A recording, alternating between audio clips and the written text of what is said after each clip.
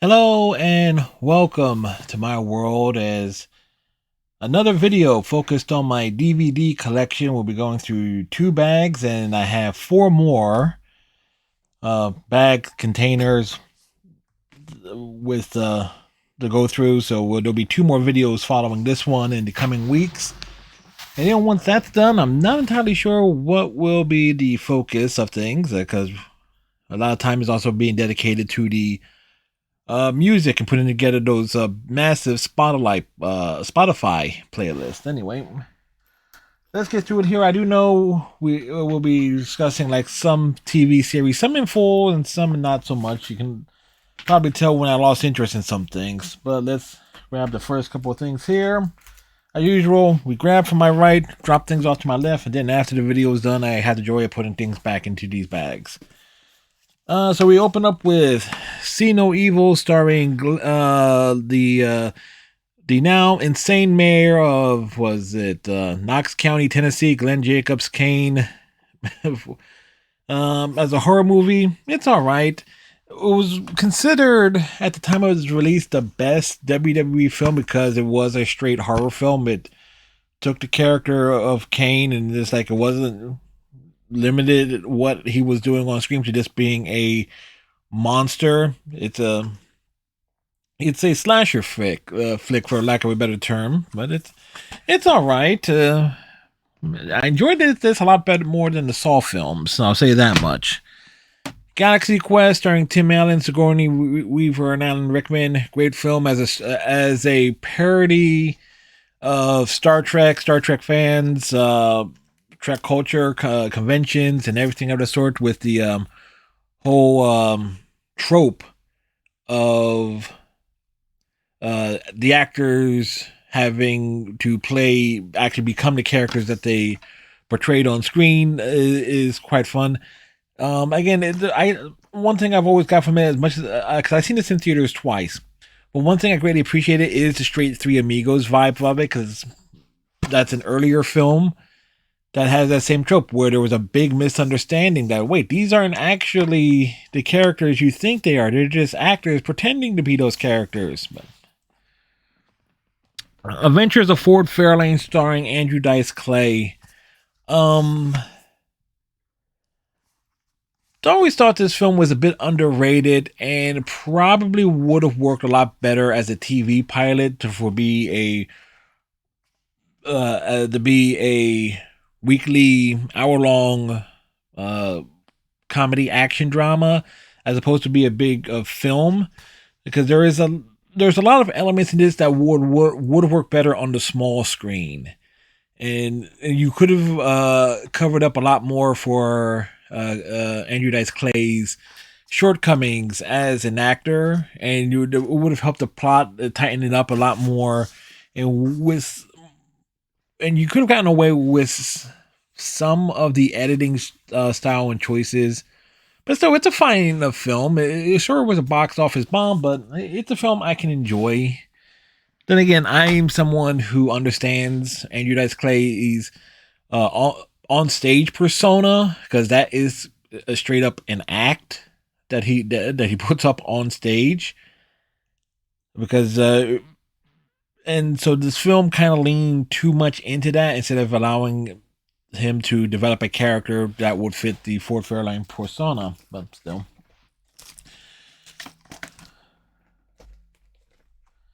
pull all of these up in one side because I knew these were back to back to back. That still had some of that on there. The Dimension Collector Series trilogy of the original Scream trilogy 1, 2, and 3. Was there any necessity to go beyond 3 films with this series? No, there was not, but nostalgia was big, and so they made more films. But I think the original trilogy is just fine as is. Really had no interest in seeing any of the further films, because I think everything was kind of covered in the first 3 films that would make it like kind of like worth watching, and they hold up quite nicely. What we got here?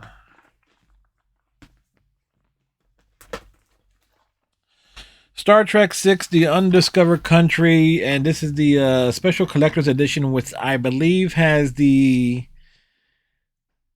different editing scenes that were added in that were cut from the theatrical release and VHS release. Such as the expanded thing when Spock is mind melds with Valeris, and you got a lot of the cutaways to who the names that they say that really plays into the conspiracy aspect.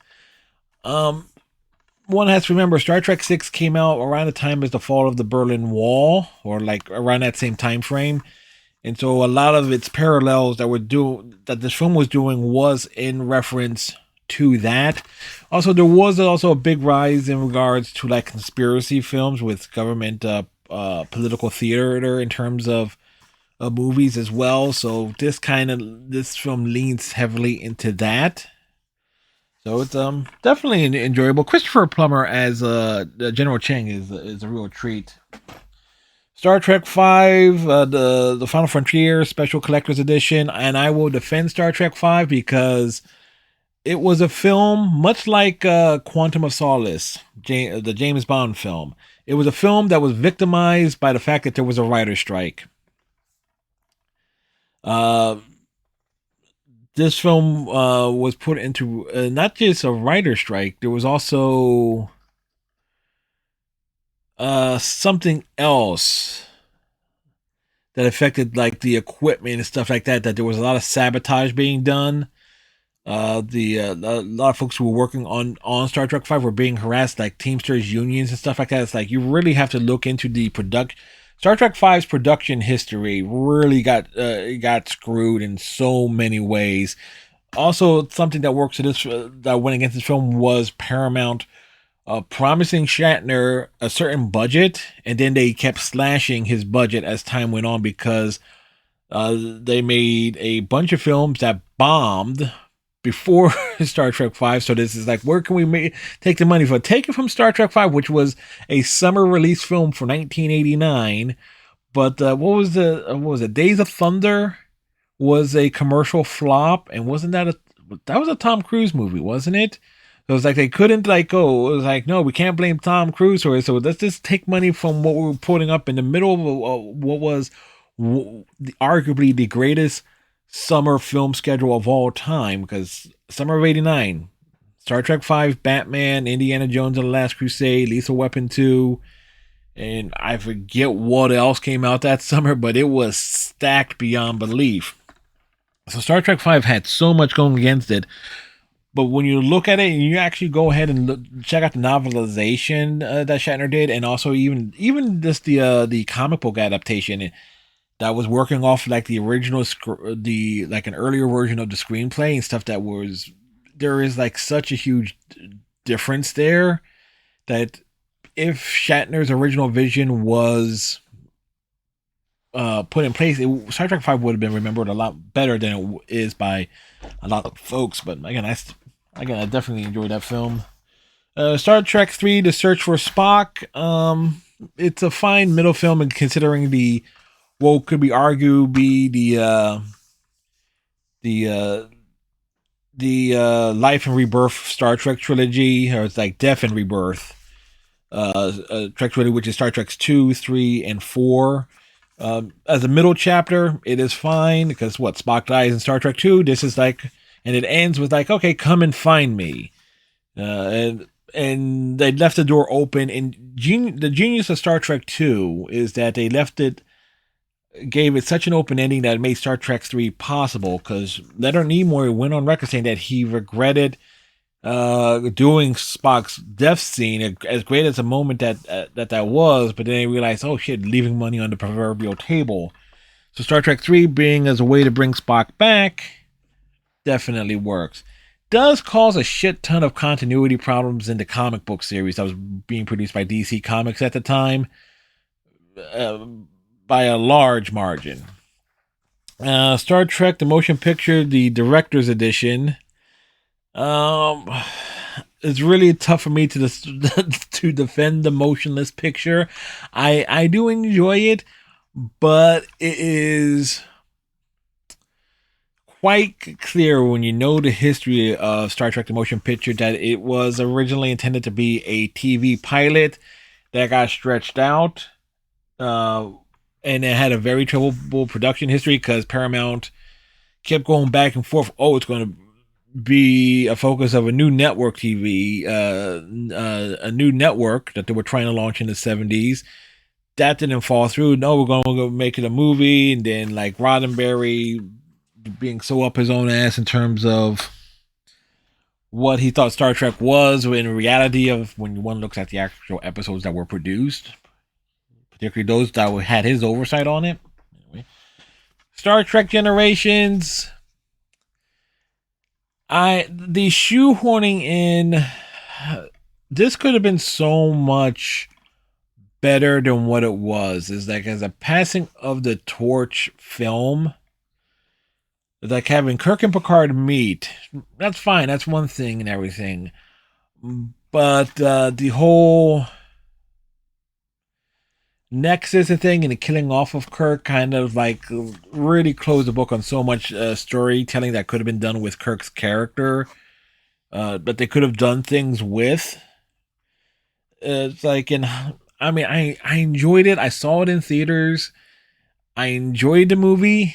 I mean, it still holds up nicely as a way of like transitioning the next generation to the big screen, and like separate removing of like a lot of elements. It's like the last time you see Geordi with the visor. It's the last time you see the Enterprise D until the end of Star Trek Picard season 3. But the killing off of Kirk is like being its big like linchpin is really what drags this film down in a big way. I kind of feel like, could they have done like a bigger threat type film where they could have had the two crews working together, or would have been something that happened, originates in the timeline of like in Kirk's timeline in correspondence with what was going on, and that carries over to the next generation side of it. Yes.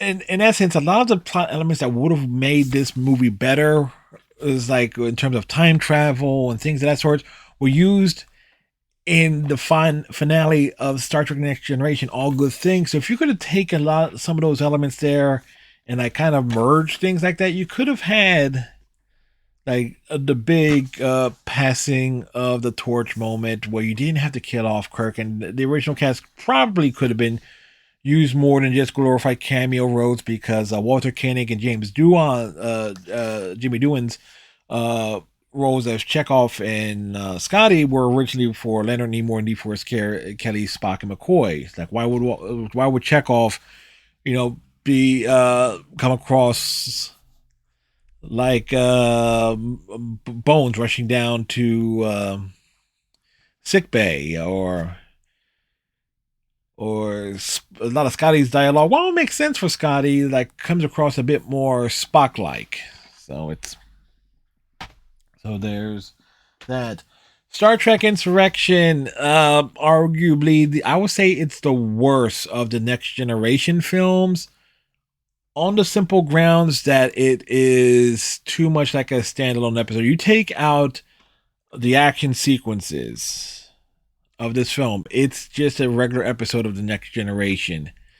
By and large, you can say that with any movie of the Star Trek films, like the first dozen of Star Trek films, but it really, the stakes don't really come across as big or as high. And the Baku and the Sonar are not really all that interesting in terms of alien species. Star Trek 4, The Voyage Home, and I bought this one used. Never could find the collector's edition version of this. Star Trek 4, arguably the most profitable Star Trek film of all time, at least until First Contact rolled along. Again, the conclusion of the death and rebirth trilogy of Star Trek in terms of cinema. It's like all the characters return home. The Enterprise destroyed at the end of Star Trek 3. Oh, it's it's revised. There's a new Enterprise looking just like the old one with the letter A attached to it. Appearing at the end of Star Trek 4, Spock, all the crew being together and their interactions. There's some great comedic moments. It's a again great film. One could argue it is the best Star Trek film of all time. You can make that argument. At least until because the other argument goes to Star Trek II: The Wrath of Khan. Again, never could find the collector's edition version of this. Star Trek II as a sequel to the season 1 episode Space Seed definitely works. Ricardo Montalban returning as Khan, just as menacing or deranged as ever. Probably if there's one thing that's bad about this film is that you don't, Shatner and Montalban do not share the screen together. Everything, they are kept separate. It's all, their only interactions are either via the view screen communication or over the communicator. They don't have a face-to-face confrontation, which really would have helped this film to some degree. But think about it. Take the Picard's like showdown with the head Sona dude in Insurrection. You set that here with maybe Kirk and Khan battling on the Reliant. There's trying to get the Genesis device back, and Khan activates it. Kirk has to beam out, and then you have the big escape happening.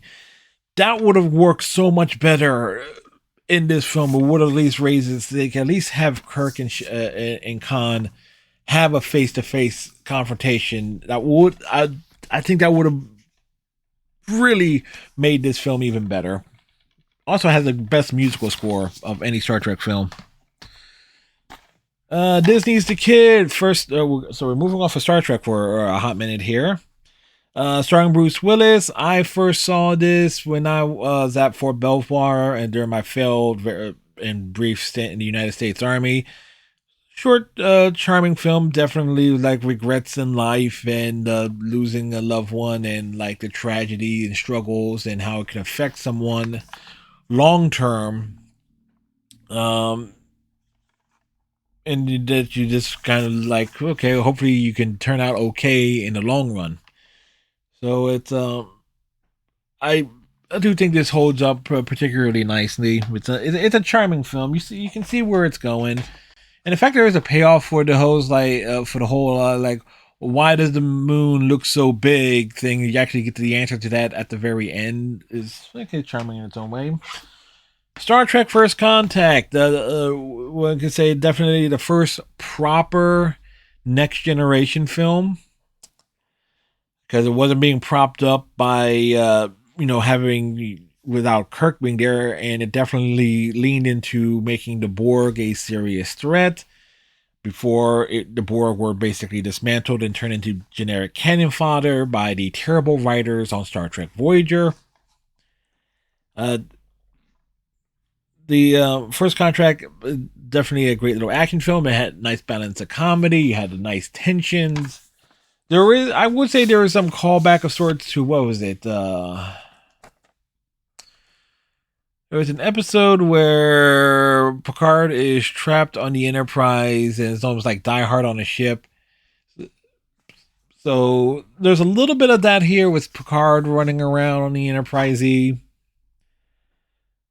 But definitely a fun film and a great. And almost every character has a great moment in it. All of the main casts, and the fact that you actually get some follow up to the stuff with Star Trek First Contact at the end of Star Trek Picard season 3 kind of works into its own credit there. Star Trek Nemesis. I will actually defend this film. Is it a great send-off for the next generation crew? No. But is it an action-packed film? Absolutely yes. It's some of the editing choices, and when you looked at the scenes that were cut from it, or at least stuff that was included as DVD extras, is like there was indeed some choices being made to make this more of an action film, and because of like how Star Trek Insurrection was not exactly good, so they overcorrected here. But there could have been a lot, but there's considering so many elements from Star Trek Nemesis that gets carried over into other Star Trek media regarding matter of fact, a good portion of stuff from this film gets referenced in Star Trek Online. Um, uh, so it's like the whole thing with the Remans wanting to get out from under the thumb of the Romulans. A lot of that comes from this film. So again, I enjoyed it for what it was, and it's like there as the first original death of Data. It's like, oh, a great way for Data's character to be killed off, and you had the potential with B4 to go the whole Spock route if they decided to make more Star Trek films and media after it. So, is what it is there.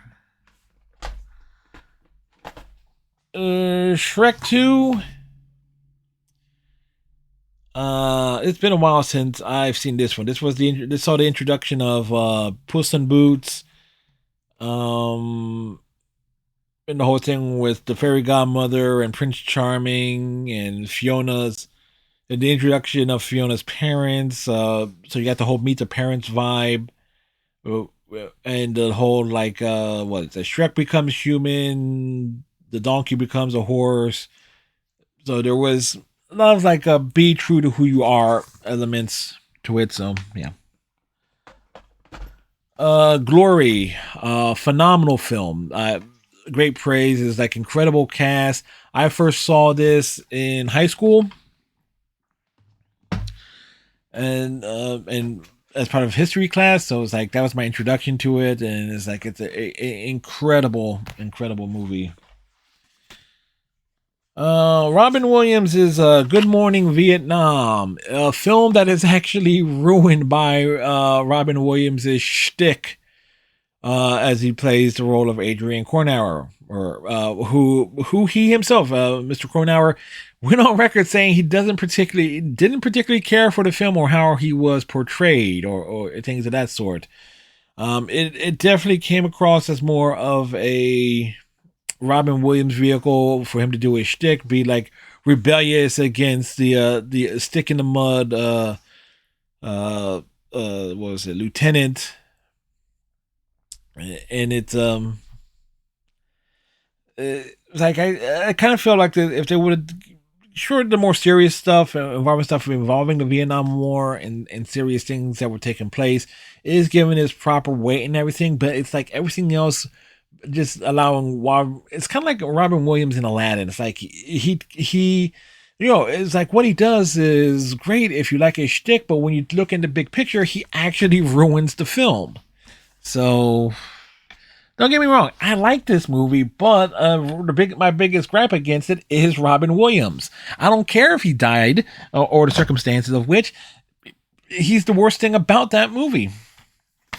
Matter of fact, one could say he's the worst thing about almost every movie he ever made. So, young Sherlock Holmes. As a concept and everything, I really think this works real well as like, okay, a reimagining of Sherlock Holmes meeting John Watson as boys at a boarding school and having regarding conspiracies and things of that sort and mysterious cults. It's definitely a fun film. Some of the special effects don't hold up, but the overall story does.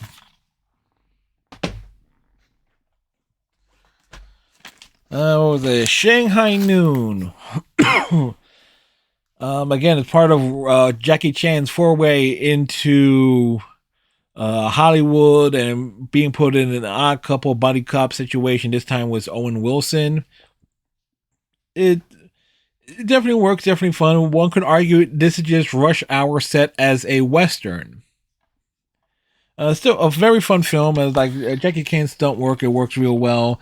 And Owen Wilson is, his shtick didn't really get old yet.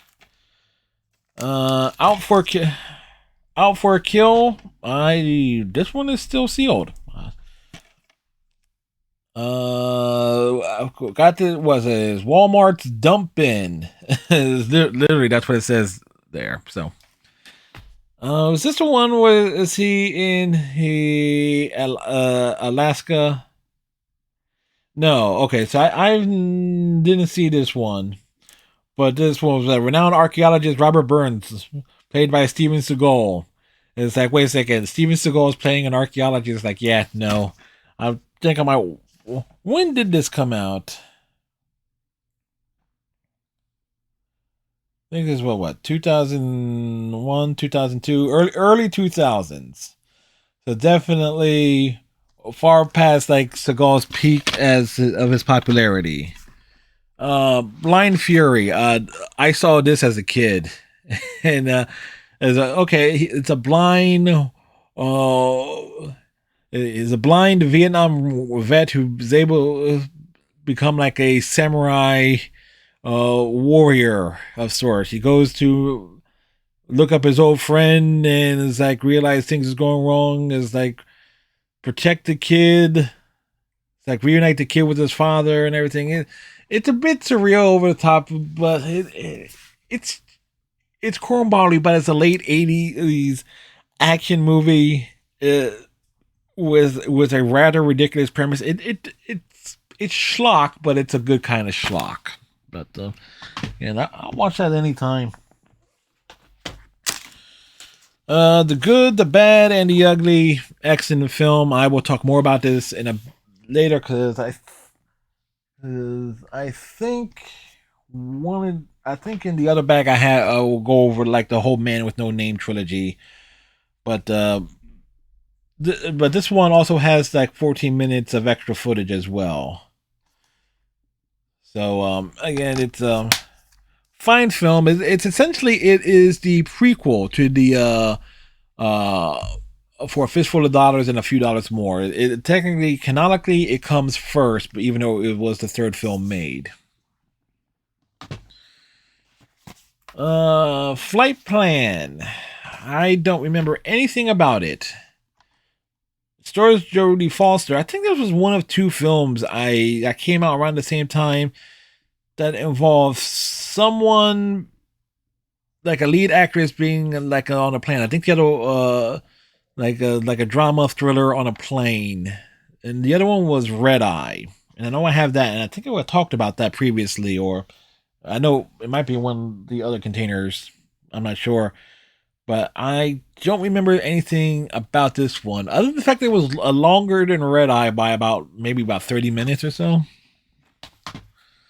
Walking Tall, starring The Rock.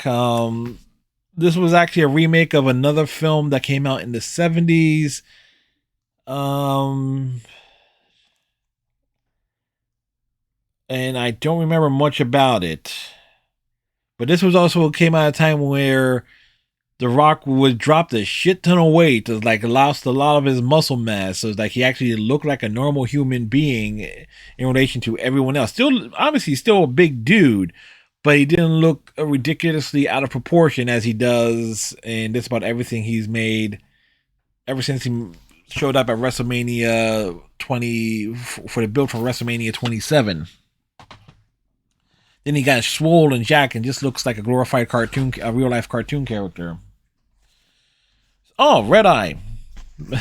Speaking of which, I was just talking about this like okay because I saw this I saw Red Eye and I saw Flight Plan the same year, and one thing I can remember about this film is that it was incredibly short. It's like I remember paying full price for this DVD too because it was highly recommended. It's like, dude, this movie is not even 90 minutes long, or no, it's like an hour and 25 minutes. It's an hour and 25 minutes, and it was like, it's a very short. It flies by fast. It's like so its pacing just definitely makes it feel a lot shorter there than it is. But it's again, when I say it's not even 90 minutes long, I was right. Two-pack, Demon Knight and Bordello Blood, the two Tales of the Crypt films. Demon Knight I do have on VHS, so I have spoken about that previously. which is a fine film. Bordello of Blood as a Dennis Miller vehicle. Okay, Dennis Miller, not exactly a great actor. He does have his shtick, um, but he was a big part of HBO at the time, and he was coming off of Saturday Night Live, and see if it could work in terms of taking his appeal and applying it to a film based on the part of the Tales of the Crypt brand. It made sense. Bordello of Blood is actually it's a bit silly, but it definitely has. It's not taken as seriously as Demon Knight. Demon Knight is definitely a bit more. It takes its material a lot more seriously. Bordello of Blood comes across more as a farce. And now for something completely different, Monty Python, which is basically a bunch of these sketches from the Monty Python's Flying Circus, compiled and redone for the big screen. It's a great film, great sketches. It's like everything from it's considered as like a best of Monty Python in one film. If you want to know what Monty Python, what their material and everything was all about, this is basically all you need, because it's basically their best. Again, their best work in one film. John Travolta, Nicolas Cage, and Face Off. I have this on VHS because we talked about it previously. Excellent film. Although I will admit that a few days ago, at the time I'm recording this, I wanted to watch it on a Sunday afternoon, and I fell asleep. Like, not because the film was bad. It's just like I just dozed off. But again, it's an action film. When you have John Travolta acting as Nicolas Cage, pretending to be John Travolta, while being Nicolas Cage, is like it's like the meta and everything. You can just lose your mind just trying to understand with the acting of Cage and Travolta, picking up on nuances of how they were portraying their respective characters and their individual acting quirks. Definitely makes it a surreal experience. Frantic and Presume Innocent. It's a Harrison Ford two-parter, two-pack. And I've seen these films, and I don't remember anything about them. Although I'm not sure how anyone in terms of Frantic was like, should be pleased on promoting it as a Roman Polanski film. It was like he didn't really need to throw his name on there. This is also a two-pack. The Substitute starring Tom Berenger and The Substitute 3 starring Treat Williams. And it's missing The Substitute 2, which I don't think ever saw a DVD release. So The Substitute, the original film starring Tom Berenger, came out like mid-90s.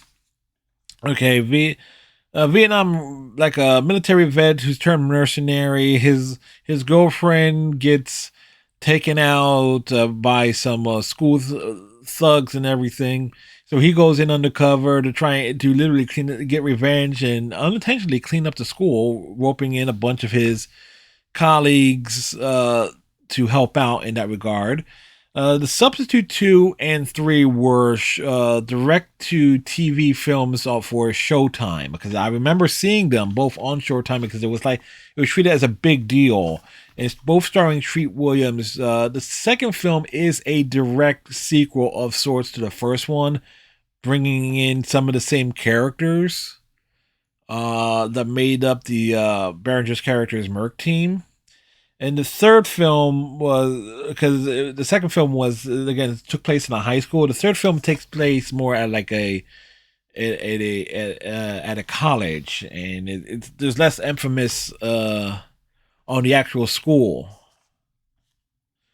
education, undercover aspect of it. Again, it does strike me curious though, as to why the second film. You have the two films, but why not get all three? Granted, this is or this 1 and 2, but like but again, I never seen the Substitute 2 released on DVD. At least I never found it. All right, next bag here, and this one is definitely have more box sets here, and we'll get into like talking about TV shows and stuff. All right. The Saw trilogy, Saw 1, 2, and 3, and this is obviously the box set. 15 hours of special features, and there's not again. The first film is passable in its own way. Okay, it's treated as a small indie film. It's like I can forgive. It's like the first film is tolerable. The second and third film, and obviously I talked about Saw 4. It's like I could give two fucks about the Saw films. Like I like by the time I saw the fourth film, I was like, yeah, I'm done with this franchise. And they go, I know I got this like dirt cheap, but I was like, the only good thing about it is, again, this box set actually looks nice. So that's like, it's probably the only reason why I haven't given this away to someone. It's like,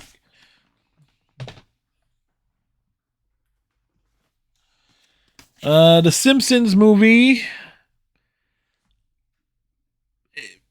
long overdue for when it came out. I mean, one has to understand that they wanted to do a Simpsons movie back in the early 90s. The Camp Krusty episode was originally pitched to be a full-length feature, focusing more about Bart and Lisa at summer camp. And that, obviously, I don't think that would have worked as a big screen feature. This film, it does take the Simpsons premise as like sometimes things can't be made into a film unless you really have like a plot and story that can like really work. Don't get me wrong, it is good. There is like joke after joke after joke, so it definitely keeps up that fine pace as it would, but it definitely has a limited viewing appeal. At least in my opinion. The Game Plan, starring The Rock, and again, this is like the last film where Dwayne Johnson was like as a normal size again before he started ballooning back up. This has a fine charm to it as a family friendly motion picture. It's like, okay, he's a dad who is suddenly forced to take care of an 8-year-old daughter that he never knew he had. So it works in that regard in terms of the bonding experience and everything. So it's a fine film. I enjoy it. And any film where you got a dog like being a big part of it, it's like, it's kind of hard to find something. Is it a great film? No. Is it a total cornball fest that's definitely aimed at a younger audience? Yes. But can I sit and watch it now at this stage of my life? Yes. So it's like it has its appeal. The extended cut version of Stripes, and the extra material that gets put into it. Obviously, you understand why they got cut out of it in the first place, such as the entire sequence when Bill Murray and Harold Ramis's characters go AWOL. Like, you totally understand why that got cut from the film, but it also adds context to some stuff as well when you see it put in, and things get referenced and knowing how and why certain things are happening. So it works in its own way. Still, Stripes is a great film, and it definitely raises like a lot of a fun poke at the U.S. Army and a lot of tropes at the time. Walk the Line, starring Joaquin Phoenix and Reese Witherspoon. I thought this was good. As basically a film about Johnny Cash. You get the music and everything, so it works for what it is. It's a nice biopic. Garfield the movie with Bill Murray as the voice of Garfield, and when one understands the irony of Garfield being voiced by Bill Murray when he got Lorenzo Music fired from voicing Peter Venkman on the real Ghostbusters, because Lorenzo Music was also the voice of Garfield, and the two characters sounded so much similar. There is the ultimate irony there, but I've grown to appreciate this film a little bit more thanks to a part of their stuff on YouTube where they put Garfield. What if Garfield was in Fallout 4 or something, or Fallout New Vegas? So it definitely appreciate it more because of that. And the CGI of Garfield definitely is uncanny valley to a large degree. Definitely doesn't hold up. But again, Bill Murray's delivery definitely shines through a lot more.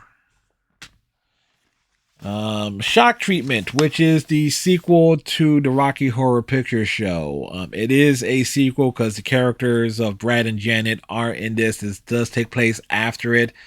And that's about all the connection you have to the Rocky Horror Picture Show.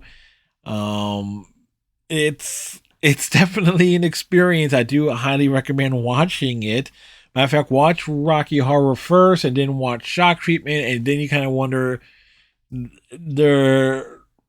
don't do any edibles or anything to try to enhance your enjoyment. Just watch them as is, and you will think you actually had something that you took something to enhance your enjoyment of it. Boogie Nights. You know, again, as a film that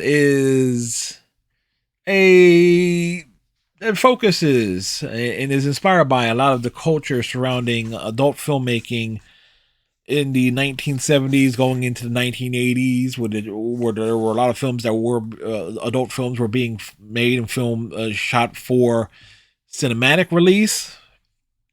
And then the transitioning, particularly the late half of the film, when things are being transitioned over into like the more home video market, direct video cassettes and everything, stuff being made more cheap, and like all the drug culture and everything. It is definitely a unique representation. Accurate or inaccurate, I don't know, but it is.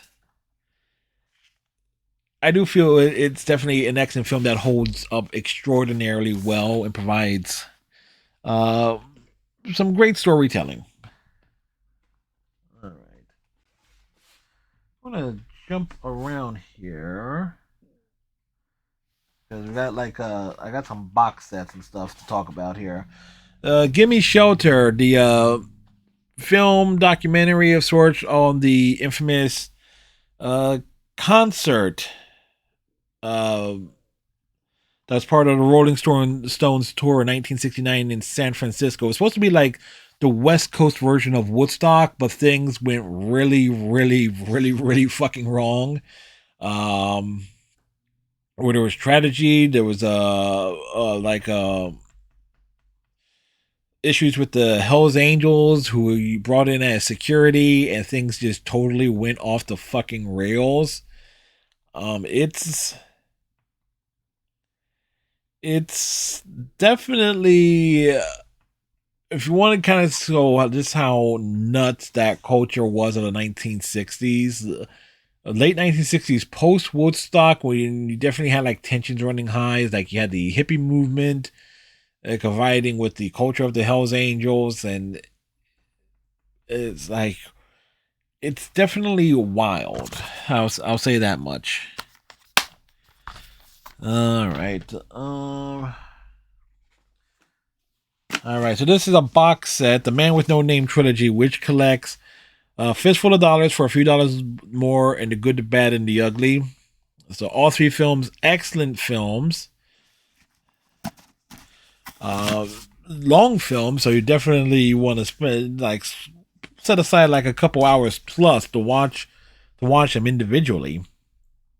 I mean, and not entirely carried by Clint Eastwood. The great thing about the Man with No Name trilogy is like all the other characters are much more interesting than Eastwood's own character. It's like he's just the way I see it is like Eastwood's character, the man with no name. They called him Joe Blondie. I forget what the third name that they used for him was. Is like he's almost like the viewer in a way. It's like he's there and he's just reacting to and getting involved in that way. But it's like every other character in these films is much more interesting and they carry so much of the bulk of the film. These are gonna fall over before we're done here. The Rambo trilogy, the first three Rambo films, 1, 2, and 3, the Ultimate Edition. Oh, should I say First Blood, Rambo, First Blood Part 2, and Rambo 3. Granted, First Blood, awesome movie. Definitely taken as it is as like, okay, here's a soldier. He's a Vietnam vet who's like, he's lost, he's a drifter, and he's just trying to do his thing. Gets harassed by the local cops and things. He just snaps. All right, fine. Rambo 2, okay, he get back into action, being recruited for a mission and everything. And Rambo 3, it just goes off the rails and full on action schlock. So as these films went along, they got a little bit less serious to an extent, at least in terms of some of the tropes. I mean, there is a reason why Hot Shots Part U is almost a direct parody of Rambo 2 and 3 combined because of a lot of the stuff that was done in those films. But still, the original Rambo trilogy is definitely worth watching. All right, so Buffy the Vampire Slayer Season 1 is the only season of Buffy I got on DVD. But I did remember watching Buffy quite a lot, particularly the years that they were Buffy like graduated from Sunnydale High, and like they went to college. Like Buffy and Willow are roommates, so it's about the in or around the same time, like it's like before the character of Dawn is introduced, like because Joyce is still the character of Joyce, Buffy's mom, is still there in the first college year, I think, and Dawn is Jen introduced, or is it the same season? I forget there, but anyway, Buffy season 1, real solid in terms of trying to connect to the events that was established in the first film, like saying, okay, the stuff in the first film happened. The Christy Swanson film, it happened, but the resulting circumstances were quite different, like in terms of the end result. And also one has to remember how short was the first season of Buffy the Vampire Slayer. It's like only 12 episodes, so it's like half a season because I believe it was a mid-season replacement. Or it was brought in like just to see if it would work, and they condensed the story down. So if it was not picked up for a second season, it like everything gets resolved. So it, and if there is one thing you can say about Buffy the Vampire Slayer overall as a series, is that the final episode of each season was almost always written as a way to just like, it's okay if the network WB and later UPN decided not to continue the series, is like they have an ending. As a matter of fact, the ending of what was it, season 5, where Buffy is killed off and it was meant to be a permadeath, like the final season on the WB, and then UPN picked it up. So it was like it was meant to be the end of Buffy. Like, okay, WB was not going to continue to have airing the series. Same thing with Angel, and then it got picked up by another network to continue it. So it's like they always try to get out of it one way or another. All right, complete series, seasons 1 through 5 of Moonlighting, and you only see 4 DVD sets here because Volume 1 collects seasons 1 and 2. Moonlighting aired on ABC in the mid to late 80s. I first came across Moonlighting watching it on Bravo in like 2000 in terms of reruns. Again, it stars Bruce Willis and Sybil Shepherd. It's like a lot of sharp writing, a lot of witty writing in terms of dialogue, and music was implemented quite beautifully. Uh, it allowed Bruce Willis to show his comedic, his timing, and his various acting chops. Like you watch Moonlighting, and like a lot of the films that he made in like the early '90s, early to mid '90s, and then you kind of wonder what happened to him in terms of his ability to act. Of course, we would know that in more recent years that he started developing like a type of dementia early on. It just really didn't get properly diagnosed until years later. Like he started taking more roles where he didn't have as much dialogue or stuff that he would have to remember. But again, Moonlighting, an excellent series, very enjoyable series. The soundtrack of it is actually quite good too. I actually had the soundtrack on CD. Came across it when I was organizing uh, my music recently, and we'll talk about more about that down the line. Um, and last but not least here, or is we have Nip Tuck seasons 1 through 5, part one. Nip Tuck, the series that I got into in terms of watching it on DVD.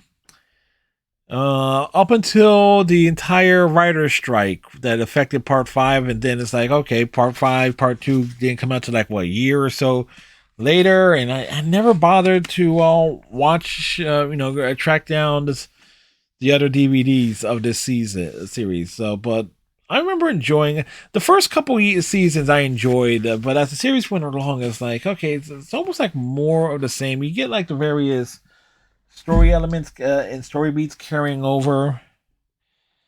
And like certain characters I thought were either used too heavily or not enough. But it kind of is what it is there. Anyway, so that's two more containers down, and we went through everything. Some stuff I talk more about than others, but like inventory of what I got here, and I got two more bags to do. So again, I'll have get those videos recorded and uploaded, and you'll see those in the coming weeks. Of course, I pre-record these in advance anyway. So on that note, tighten your friendship bracelet, stay safe, and we'll see you in the next video. See you later.